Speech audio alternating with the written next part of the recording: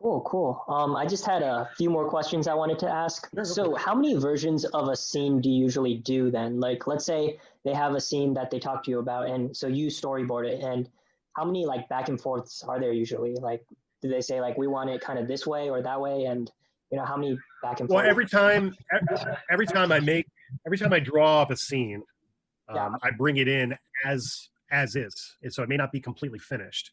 So whatever state it's in, that's my version one, Mhm. and I'll get notes on whatever I have done, and I'll have to address those notes and finish the sequence. And when I have that, that'll be my version two, and then they'll make no more notes, and then there'll be a version three. So I can tell you with a fair degree of confidence, there's usually no less than 5 versions of a sequence. Oh wow. Huh. But that again, that doesn't mean I'm redoing the entire sequence from start to finish for each version. There Mm-hmm. could be some stuff they've taken Some. out.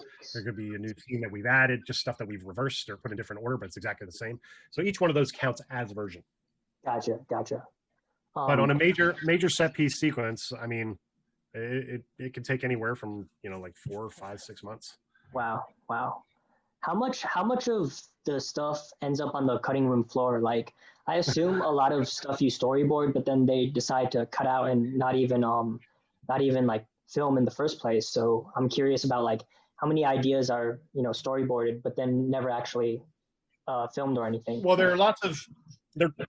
There's different quote unquote ideas that come from storyboard artists. There are ideas for gags and there are ideas for camera angles. So sometimes when you go to watch the movie, you sit down and you're watching the sequence that you worked on, um, you won't see all the shots in there, right? Because again, you storyboarded out the big budget Cadillac version of this scene. It never stays that way because they don't have the time, they don't have the money. They try and get whatever they can. So usually you see like a truncated version of what you drew. And the reason I made a differentiation between shots and ideas is sometimes you won't see any of your shots in there at all, and you'll see your ideas. And it's Hmm. like, oh, okay, so they like my idea, but they shot it a different way. It's like, okay.